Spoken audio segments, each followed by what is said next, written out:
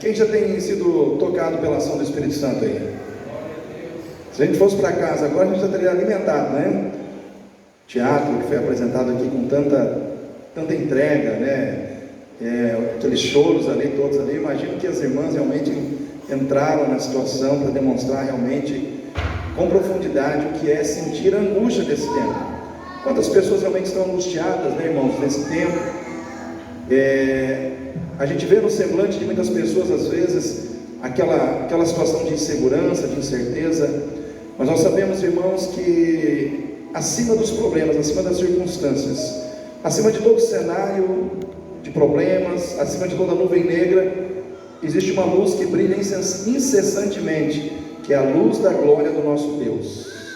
Ele reina, Ele domina sobre todas as coisas, e aquele que anda por fé, e que anda em fé, ele consegue com mais facilidade enfrentar esse momento e vencer este momento, porque somos a igreja de Jesus, amém, irmãos? Somos a igreja do Senhor Jesus na terra, temos o cuidado dEle, temos a presença dEle, temos a palavra dEle, temos o Espírito Santo dEle que habita em nós. Eu pergunto, que o Espírito Santo dá para vencer, irmãos? Aleluia! Nessa noite eu quero convidar você a abrir a sua Bíblia lá no livro de Juízes, capítulo 11. Não pretendo ser demorado, né? Livro de Juízes, capítulo 11.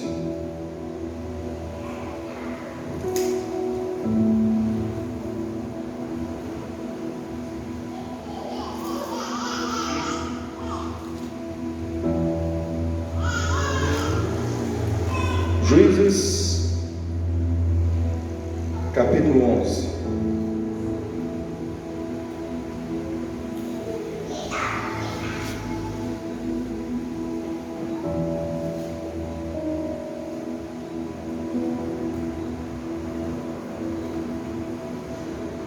Que o Espírito Santo de Deus realmente venha colocar no seu coração essa palavra com toda a profundidade, com todo o poder, com todo o ensinamento que o Senhor quer trazer aos nossos corações nessa noite. Juízes, capítulo 11. Esse texto, irmãos, ele fala de um personagem que não é muito comentado na Bíblia, um dos juízes, e o nome dele é Jefté. Então eu vou estar lendo aqui, os irmãos acompanhem com as suas Bíblias abertas. Juízes, capítulo 11, versículo 1. Diz assim a palavra de Deus: Era então Jefté o gileadita, homem valoroso, porém filho de uma prostituta. Mas Gileade gerara a Jefté. Também a mulher de Gileade lhe deu filhos, e sendo os filhos desta mulher já grandes, expulsaram a Jefté. E lhe disseram: Não herdarás na casa de nosso pai, porque és filho de outra mulher. Então Jefté fugiu de diante de seus irmãos e habitou na terra de Tobi, de homens levianos, e homens levianos se juntaram a Jefté, e saíam com ele. E aconteceu que, depois de algum tempo, os filhos de Amon pelejaram contra Israel. E sucedeu que, como os filhos de Amon pelejassem contra Israel, foram os anciãos de Gileade buscar a Jefté na terra de Tobi, e disseram a Jefté: Vem e ser o nosso chefe, para que combatamos contra os filhos de Amon. Porém Jefté disse aos anciãos de Gileade: Porventura não me odiastes a mim, e não me expulsastes da casa de meu pai? Por que, pois, agora viestes a mim quando estais em aperto? E disseram os anciãos de Gileade a Jefté: Por isso tornamos a ti, para que venhas conosco, e combatas com os filhos de Amon, e nos seja por chefe sobre todos os moradores de Gileade. Então Jefté disse aos anciãos de Gileade: Se me levardes de volta para combater contra os filhos de Amon, e o Senhor nos der de diante de mim, eu vos serei por chefe. E disseram os anciãos de Gileade a Jefté: O Senhor será testemunha entre nós, e assim o faremos conforme a tua palavra. Amém, queridos? Irmão Jefté, É interessante a história desse homem. Diz a palavra de Deus que ele era filho de Gileade e que ele era um homem valoroso. Mas a palavra de Deus nos diz, irmãos, que esse homem, ele tinha um porém na sua vida. E qual era o porém da vida de Jefté? Ele era um homem valoroso, ele era filho de Gileade, ele tinha muitas qualidades, porém ele era filho de uma prostituta. E por causa dessa situação, diz a palavra de Deus que os seus irmãos o perseguiram, o expulsaram da cidade, o consideraram indigno, porque ele era filho de uma prostituta. E contrariando, irmãos, toda a lógica humana, que dizia para Jefté que ele não ia conseguir nada na vida, que ele não ia prosperar, que ele não ia avançar, que ele não teria sucesso, que ele não teria vitória. Por quê? Porque ele era filho de uma prostituta. Contrariando toda essa lógica humana, ele venceu, se tornou um juiz, o homem mais importante da sua época. E eu quero dizer para você, usando a história de Jefté, muitas vezes as contrariedades da nossa vida, elas dizem para nós que para nós não há chance, para nós não há condição, que nós não vamos conseguir. Mas eu quero dizer algo para você: apesar de toda a contrariedade que possa existir contra você, se a sua vida está debaixo de um plano de Deus, você vai conseguir em nome de Jesus. As situações que você precisa alcançar serão alcançadas em nome de Jesus.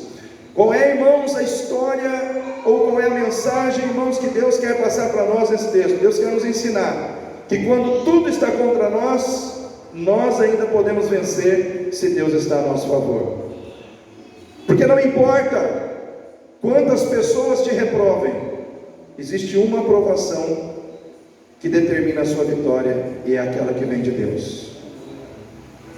Nós muitas vezes ficamos preocupados demais, porque somos seres humanos, nós ficamos preocupados demais com a aprovação das pessoas. É uma necessidade do ser humano se sentir aprovado, ou se sentir aceito. Nós queremos ser aceitos pelas pessoas do nosso trabalho, nós queremos ser aceitos pelas pessoas que nós amamos, pelos nossos amigos, nós queremos ser aceitos pela sociedade onde nós vivemos, e muitas vezes nós batalhamos e fazemos muitas coisas que as pessoas consideram importantes para que nós sejamos aceitos por elas. Mas eu falo para você nessa noite que muitas vezes nós temos que parar para pensar que a aceitação mais importante da nossa vida é aquela que nós precisamos buscar em Deus. Em Deus. Jefté nos ensina algumas coisas muito interessantes, e uma delas, irmãos, que eu quero refletir com você nessa noite: se nós realmente queremos entender e viver uma história com Deus que supere as contrariedades da vida, uma das atitudes que Jefté teve precisa ser também uma atitude presente na minha vida e na sua. Jefté, ele tinha tudo para fracassar, mas ele não fracassou por alguns motivos de fé, alguns motivos que demonstraram a sua atitude de fé. E a primeira atitude de fé que eu quero destacar aqui na vida de Jefté é que ele não entregou o controle da sua vida às circunstâncias ruins da vida. Ele assumiu o controle da sua vida nas suas mãos, ao invés de colocar o controle nas mãos das circunstâncias ruins e negativas da sua vida. Nós temos duas opções na vida, irmãos, em relação às circunstâncias que muitas vezes vêm contra nós: deixar que as circunstâncias determinem o rumo da nossa vida, ou dizer não, apesar das circunstâncias, quem está no controle sou eu. Eu quero perguntar para você, nesse tempo de pandemia, quem está no controle da sua vida? É você ou as circunstâncias? É você ou os problemas que foram gerados em torno da sua vida? É você ou são os poréns da sua vida? Jefté, irmãos, ele tinha um porém: ele era filho de uma prostituta. Tudo aconteceu de negativo, de ruim, por causa dessa situação na vida de Jefté. Tudo batia, tudo sempre, irmãos, vamos dizer assim, desaguava nessa situação. Às vezes as pessoas estavam ali na rua, Jefté passava e falava: lá vai um varão valoroso, lá vai um guerreiro. Mas não faltava alguém para dizer: porém, puxa vida, hein? Ele é filho de uma prostituta. Ou seja, sempre esbarrava nessa situação. Se Jefté fosse olhar para essa situação, irmãos, ele não chegaria onde ele chegou. Um filósofo inglês chamado Francis Bacon, ele diz algo muito interessante. Ele diz assim: que as situações da nossa vida, sejam os nossos traumas, sejam as feridas que as pessoas fizeram em nós, sejam as oportunidades, sejam as tragédias, sejam as vantagens ou as desvantagens da vida, elas influenciam de uma maneira muito significativa na nossa formação pessoal. Mas o molde básico do nosso destino sempre estará nas nossas próprias mãos. O molde básico do nosso destino sempre estará nas nossas próprias mãos. O que define quem nós somos não são as circunstâncias ruins que a vida nos trouxe, mas como nós reagimos às circunstâncias ruins que a vida nos trouxe. Nós podemos, irmãos, ficar choramingando de um lado para o outro e dizendo que a culpa de nós não conseguimos prosperar ou avançar, a culpa é da pandemia, a culpa é dos nossos pais, a culpa é das circunstâncias. Podemos culpar tudo e todos, ou fazermos como Jefté, que disse: a minha vida, o controle da minha vida não vai estar nas mãos das circunstâncias, mas nas minhas mãos e nas mãos do meu Deus. E eu quero dizer para você, querido, não é porque os seus pais, ou seu pai, ou a sua mãe errou, que os mesmos erros que eles cometeram precisam estar presentes na sua vida. A mãe de Jefté foi uma prostituta, mas Jefté não se envolveu com isso. Às vezes as pessoas falam assim: nossa, mas meu pai e minha mãe nunca gostaram de ler a Bíblia, nunca gostaram de estar na igreja. Foi uma realidade da vida deles. Mas você pode ser diferente. Você pode gostar de ler a Bíblia, você pode gostar de orar, você pode entender que isso é importante para a sua vida. Talvez você diga assim: mas meu pai, ele foi uma pessoa muito agressiva, que ele bateu na minha mãe, ele agrediu a minha mãe quando eu era criança. Mas você não precisa fazer o mesmo dentro da sua casa com a sua mulher. Você pode ser diferente. Você pode ser diferente. Por quê? Porque não são as circunstâncias que determinam quem você é, não são os erros que os seus pais cometeram no passado que vão determinar quem você é, mas sim o que você está fazendo hoje com a sua vida. Isso sim vai determinar quem você é. Muitas vezes nós julgamos a culpa de muitas situações que não estão dando certo na nossa vida nas coisas, nas pessoas, nas circunstâncias, quando muitas vezes, irmãos, nós é que estamos deixando de fazer o que deveríamos fazer. Em nenhum momento você vai ver Jefté reclamando da sua condição. As pessoas apontavam essa situação na vida dele, mas ele nunca usou isso para justificar se ele estava indo bem ou se ele não estava indo bem, porque ele sabia quem ele era.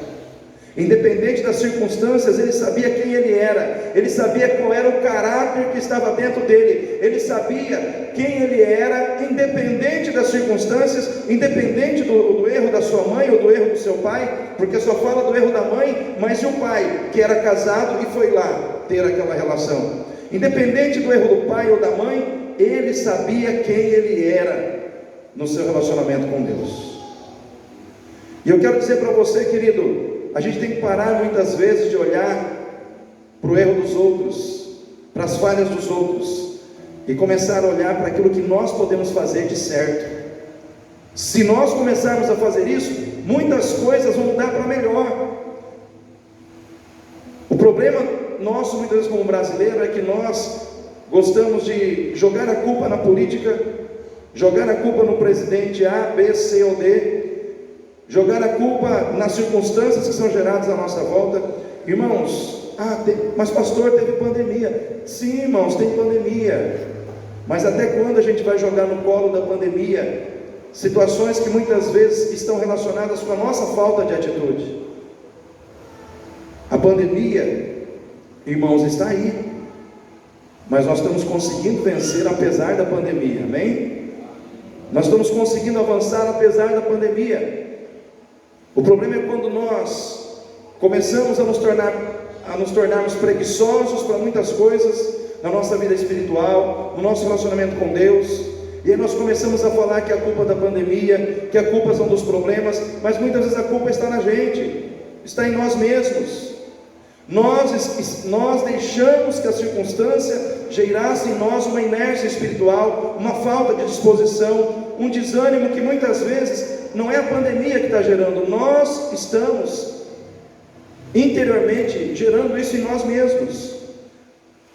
Se nós nos levantarmos e orarmos, irmãos, se nós nos levantarmos e lermos a Bíblia, se nós nos levantarmos e buscarmos a Deus, irmãos, não tem desânimo, não tem frustração que fique presente na nossa vida. Essas coisas vão embora. Mas muitas vezes o que está faltando para nós é essa disposição de acreditar que Deus pode fazer isso na vida da gente. Às vezes nós carregamos fardos pesados porque queremos carregar. O que Jesus disse? Vinde a mim. Vinde a mim quem, irmãos? Todos vós que estáis cansados e oprimidos, e eu vos aliviarei. Vinde a mim todos vós que estáis cansados e oprimidos, e eu vos aliviarei.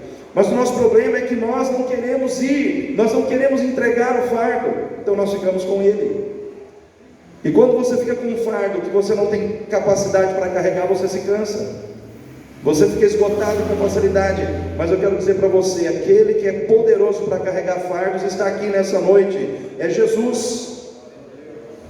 Ele está presente no nosso meio, Ele está presente no meio da sua igreja, Ele está pronto para tirar dos nossos ombros os nossos fardos, mas nós precisamos estar dispostos a entregar os fardos, a descansar nele, a colocar nos ombros dele o que os nossos ombros não conseguem carregar.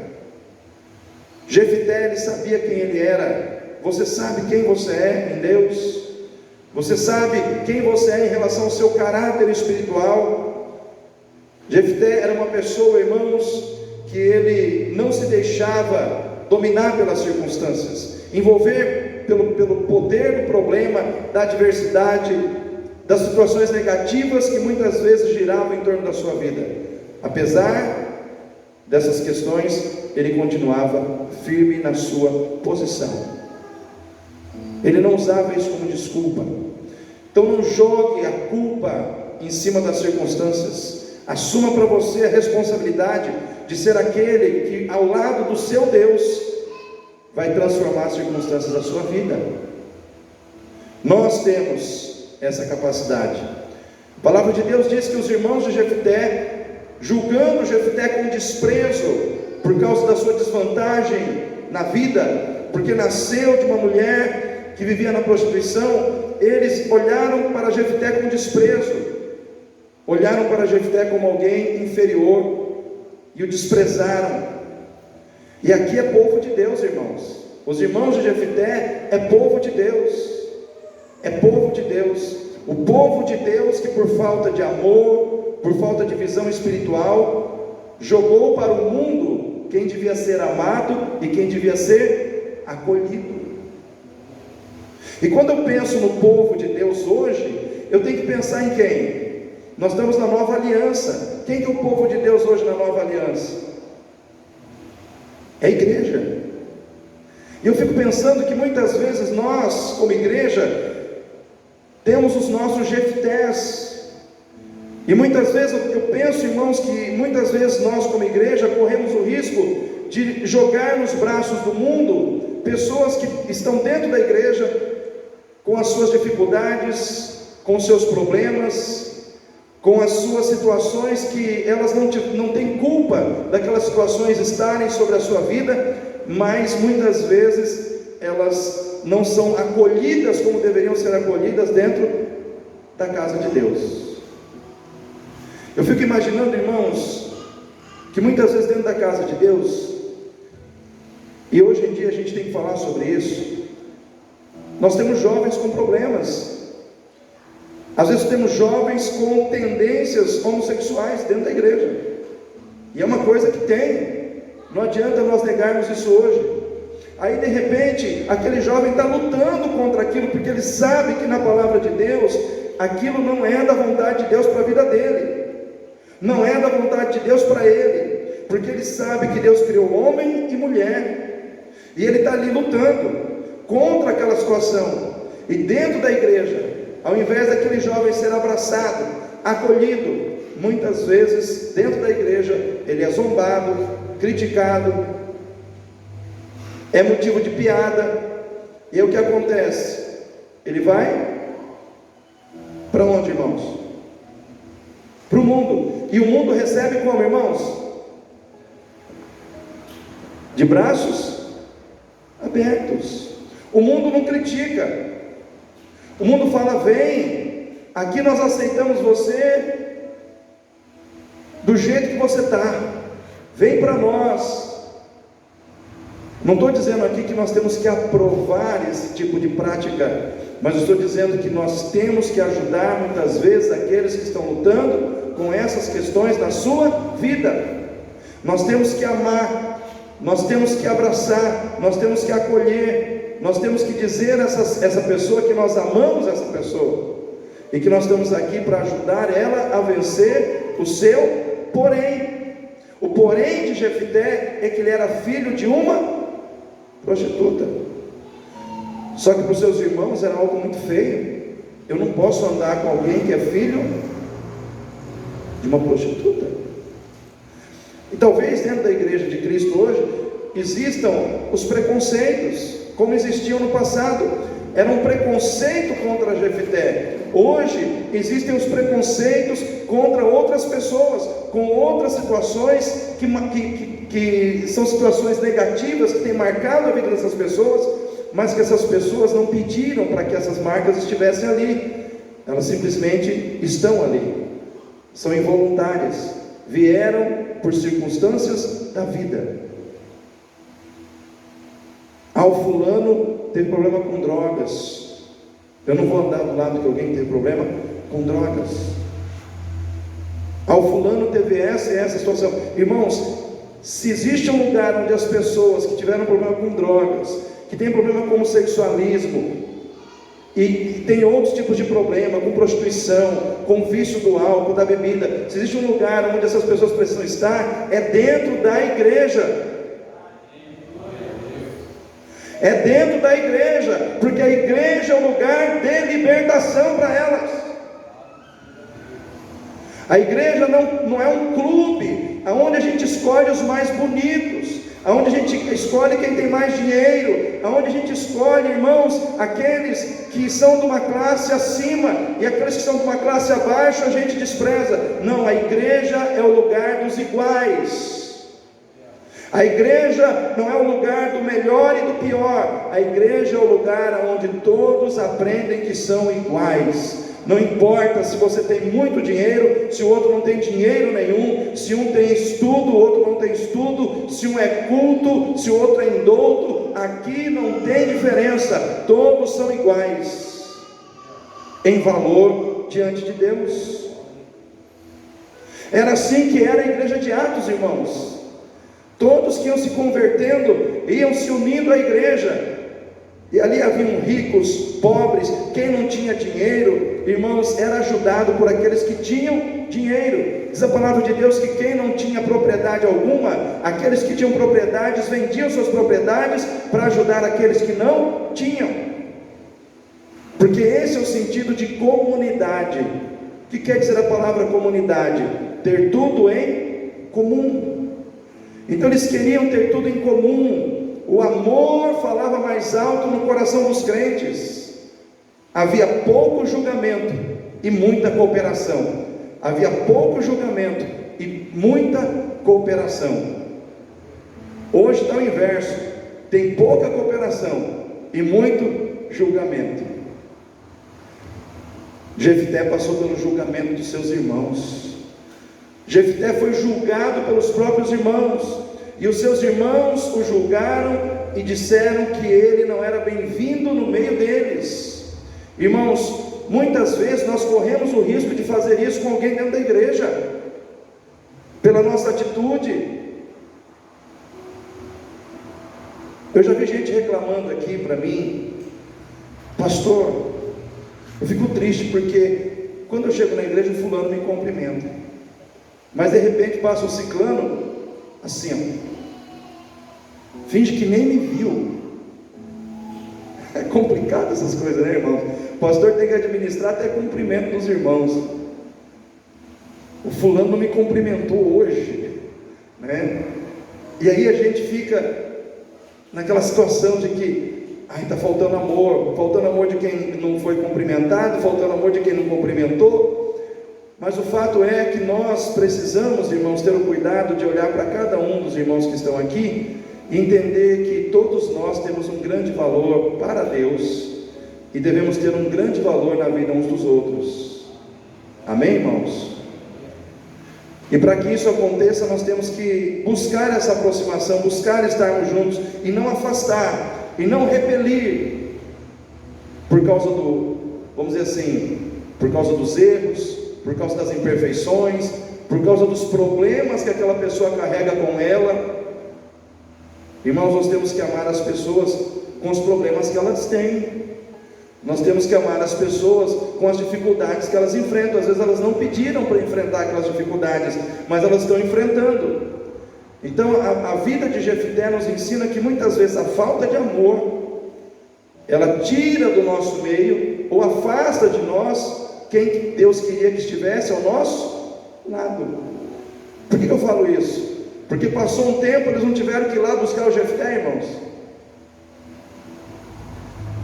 Ou seja, não era para ele ter saído, era para ele estar ali. Mas ele saiu, por quê? Porque alguém disse para ele que ele não era importante, porque alguém disse para ele que ele não tinha valor, por causa de um problema que ele carregava com ele. E nessa noite eu quero dizer para você aqui, sem demagogia: você tem valor. Você tem valor. Você tem um valor muito grande para Deus. Na hora que estava apresentando aqui o teatro, foi lembrado aquele texto onde o Senhor disse: até os cabelos da vossa cabeça estão contados. E eu quero dizer para você, querido, Deus é um Deus que te valoriza tanto que Ele mostra que até os pequenos detalhes da sua vida Ele conhece. Você sabe quantos fios de cabelo você tem na sua cabeça? Alguém aí sabe? Talvez seja mais fácil para o Jorge contar, né, Jorge?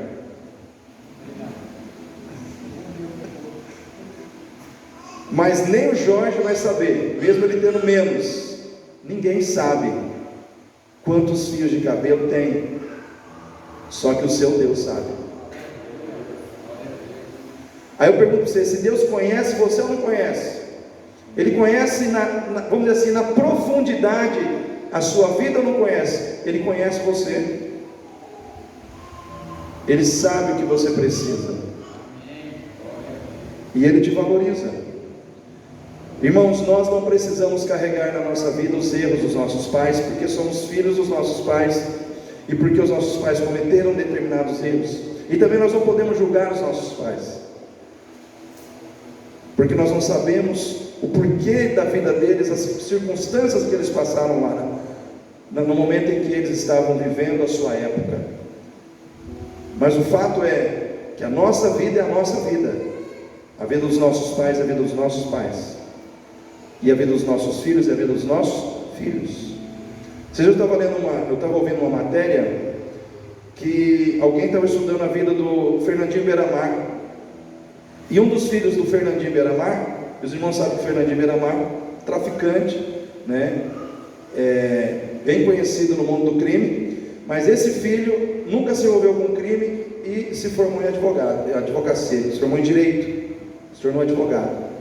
Ou seja, o que ele definiu sobre a sua vida profissional, sobre quem ele seria, não tem nada a ver com aquilo que o pai dele foi.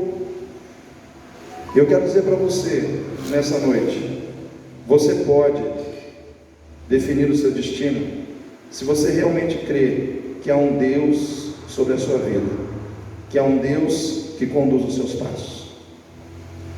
Esse texto nos ensina, irmãos, que nós podemos ter esperança de vitória diante de todas as circunstâncias contrárias a nós. Por quê? Porque Deus não nos vê como os homens nos veem. Vou repetir: Deus não nos vê como os homens nos veem. Deus, Ele nos vê diferente. O Senhor diz: eu sei que planos tenho para vós, planos de paz e não de mal, para vos dar uma esperança e um futuro. Todos olhavam para Jefté e consideravam Jefté uma pessoa que não seria grande coisa no meio do povo, consideravam Jefté uma pessoa desprezível, indigno, mas Deus olhava para Jefté como um juiz. Deus olhava para Jefté como um líder. Irmãos, e com o passar do tempo, aquilo que a visão humana construiu de negativo sobre Jefté foi desmoronando. Toda aquela visão negativa, irmãos, de ser um homem fracassado, indigno, de ser um homem que não seria alguém de sucesso, toda aquela visão foi sendo desmoronada, desconstruída. Mas a visão que Deus tinha de Jefté, à medida que o tempo foi passando, ela foi se consolidando, ela foi crescendo, até que ela se cumpriu. O que eu quero dizer para você é que existe um tempo em que as situações negativas que muitas vezes as pessoas lançam sobre a tua vida, existe um tempo em que elas trabalham. Só que à medida em que você continua firme no propósito, aquilo que é de Deus cresce, e aquilo que é dos homens cai por terra. Aquilo que é de Deus se fortalece, aquilo que é de Deus se consolida, e aquilo que é dos homens se desfaz completamente. Eu fico imaginando, irmãos, quando os amonitas se levantaram contra Israel, para destruir a Israel, e aqueles anciãos, juntamente com os irmãos de Jefté, tiveram que colocar a mão na cabeça e dizer: só tem uma pessoa que pode nos liderar hoje, e essa pessoa é Jefté. E eu imagino que eles pegam aquela caravana e eles vão até lá atrás de Jefté. Irmãos, eles tiveram que engolir a seco tudo aquilo que eles no passado disseram para Jefté. Aí eu vejo uma outra situação, que muitas vezes nós precisamos ter humildade para que reconhecer erros que cometemos com pessoas que prejudicamos. Os irmãos de Jefté prejudicaram Jefté, irmãos, mas chegou o momento em que Deus trabalhou na terra, Deus agiu na terra, Deus usou os amonitas, Deus permitiu que uma situação fosse criada, para que aqueles que erraram tivessem a oportunidade de consertar os seus erros. Eu quero dizer para você uma frase que não está na Bíblia, mas a gente usa como um ditado popular, que o mundo dá o que, irmãos? Voltas. Hoje quem está lá embaixo, amanhã pode estar lá em cima, porque o mundo dá voltas. E muitas vezes, irmãos, nós precisamos entender que o tempo é um instrumento nas mãos de Deus para amadurecer as pessoas, para levar as pessoas a refletirem sobre erros, atitudes erradas que cometeram com outras pessoas, e depois ter a maturidade de ir lá e falar: eu errei com você, eu te julguei errado, eu te julguei de forma prematura, eu te julguei de forma, vamos dizer assim, baseada em motivações de rivalidade, de competição, eu te julguei de forma errada, mas hoje eu estou aqui para te pedir perdão, hoje eu estou aqui para dizer para você que eu errei com você, e que eu não quero mais você distante de mim, eu quero você ao meu lado agora. Irmãos, esse tipo de atitude destrói a ação do diabo. Esse tipo de atitude, irmãos, quebra a ação do inimigo. E eu vou dizer para você que está aqui nessa noite, eu não sei por que eu estou dizendo isso, talvez alguém aqui, talvez precise fazer isso, mas eu quero dizer para você que todos nós somos humanos e erramos, passamos pela nossa fase de maturidade, julgamos de forma errada determinadas pessoas, ferimos pessoas com palavras, tomamos atitudes que muitas vezes a gente se arrepende. Eu quero dizer para você, não é feio você reconhecer os seus erros. Se você precisa restaurar um relacionamento, e se Deus está te dando essa oportunidade ainda hoje, faça isso. Sabe por que eu falo isso para você hoje? Porque eu já vi muita gente chorando ao lado de um caixão, porque teve essa situação na vida, teve a oportunidade de se reconciliar com uma pessoa, só que não deu tempo. A pessoa com quem ela precisava se reconciliar morreu, e depois a pessoa vai lá e chora do lado do caixão e pede perdão para o caixão, e enfim, mas o caixão não resolve mais nada. Eu acho até uma hipocrisia da nossa parte a gente chorar em cima, né, do cadáver de uma pessoa que a gente brigou, se distanciou, teve a oportunidade de se reconciliar e não se reconciliou, por orgulho, por desatenção. E eu quero dizer para você, querido, resolva os seus relacionamentos, resolva relacionamentos que estão quebrados. Sabe por quê? Porque relacionamento para Deus vem antes até mesmo de entrega de dízimo no altar, ofertas, louvores, adoração, culto. Diz a tua palavra que se você tiver, diz a palavra de Deus, se você estiver indo ao templo, entregar a sua oferta, e no caminho você se lembrar que teu irmão tem alguma coisa contra ti, vai, que a Bíblia diz? Vai, reconcilia primeiro, depois vem e apresenta a tua oferta. Ou seja, relacionamento vem antes de práticas religiosas. Às vezes você é um baita de um religioso, mas você está cheio de relacionamentos quebrados na vida. Toda a tua religiosidade, não vai servir de nada.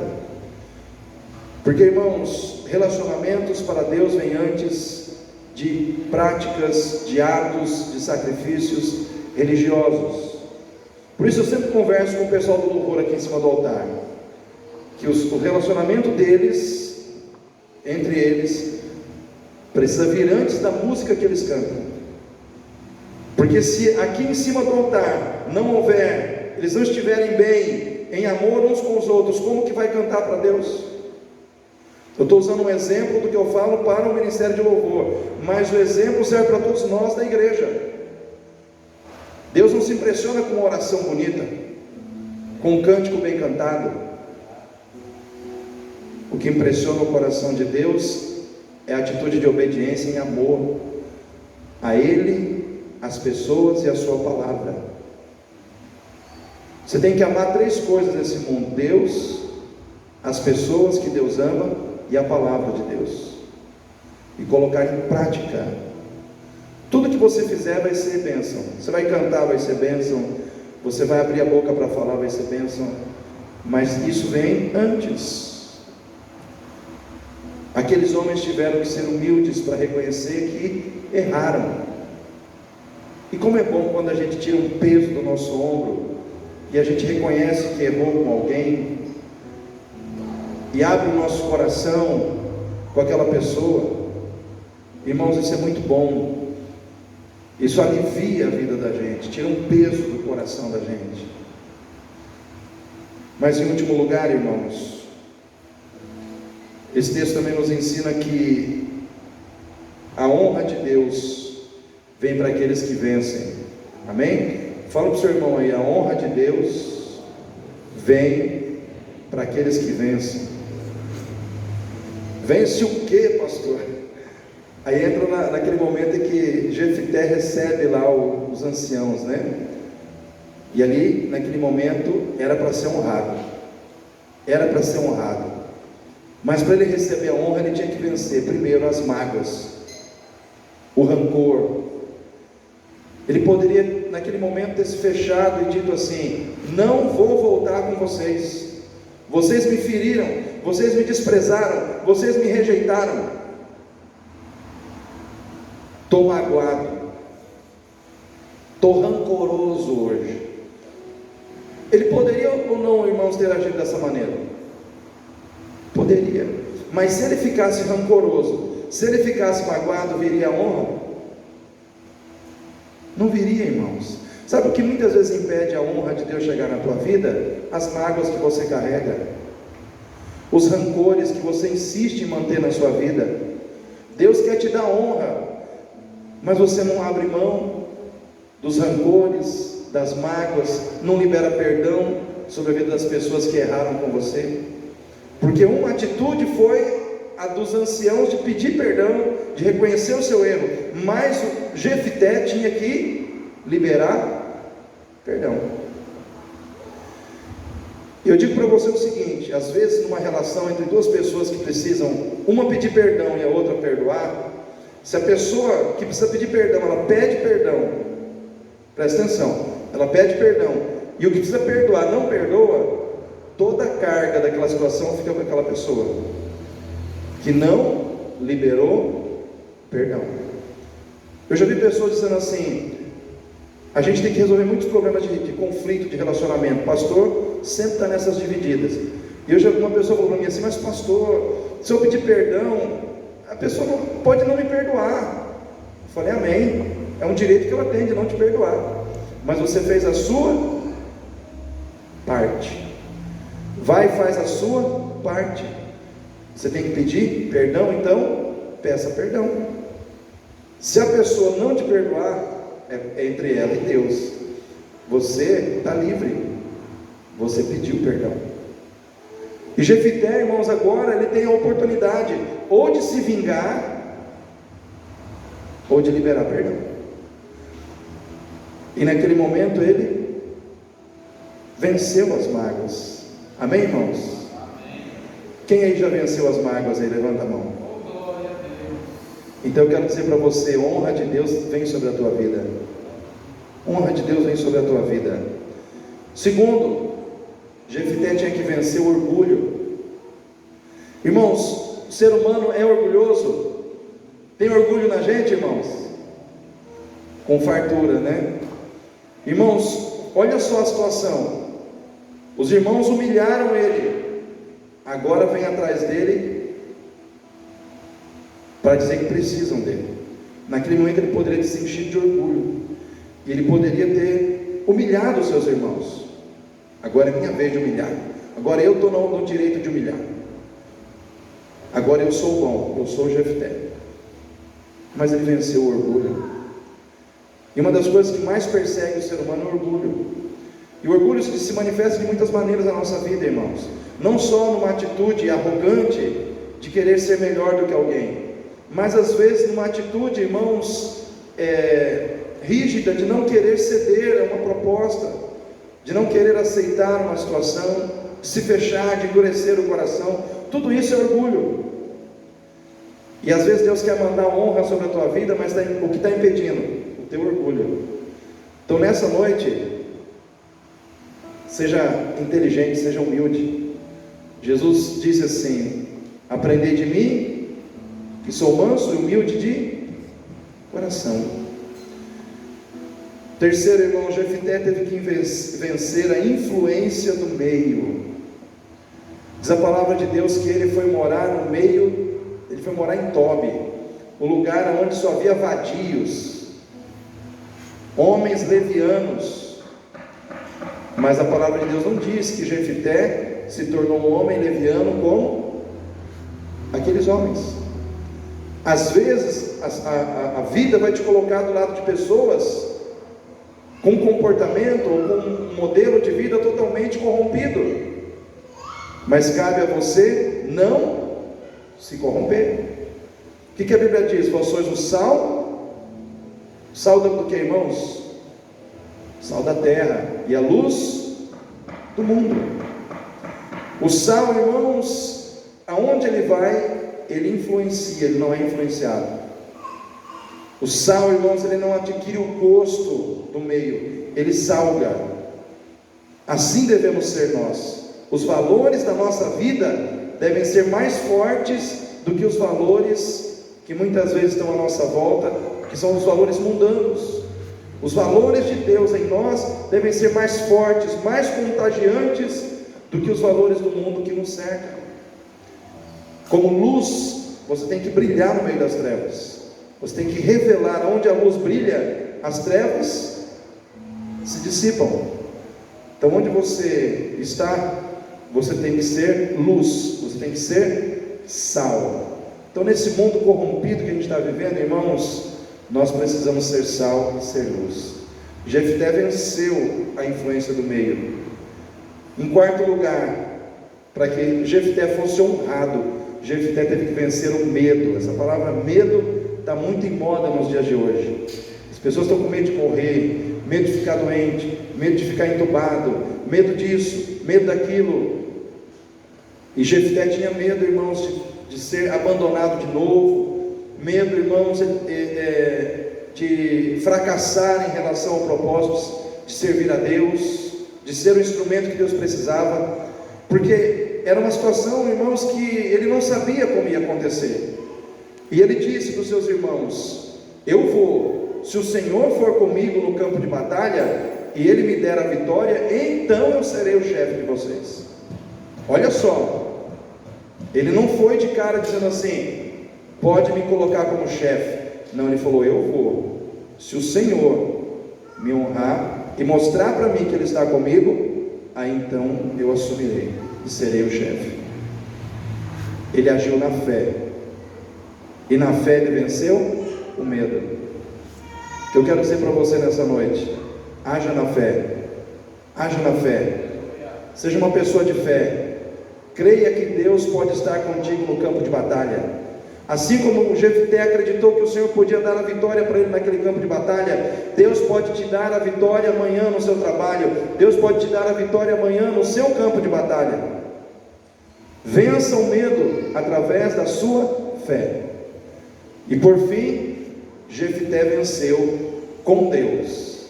Ele foi com Deus, ele foi lutar ao lado de Deus, e Deus lutou ao lado dele e deu a vitória para ele. Então nessa noite eu quero deixar essa palavra para você. Você que veio aqui nessa noite, Deus olha para você como um Jefté dos dias de hoje. Talvez exista na sua vida alguma marca negativa, que muitos já apontaram para você, já te desprezaram por causa dessa marca, mas nessa noite o Senhor está dizendo: esquece as marcas negativas que as pessoas muitas vezes olharam e te desprezaram por causa delas. Eu te amo, estou contigo e vou te fazer prosperar. Eu tenho um plano na sua vida, e os meus planos não podem ser frustrados. Então eu quero que você fique em pé nesse momento, e vamos estar orando.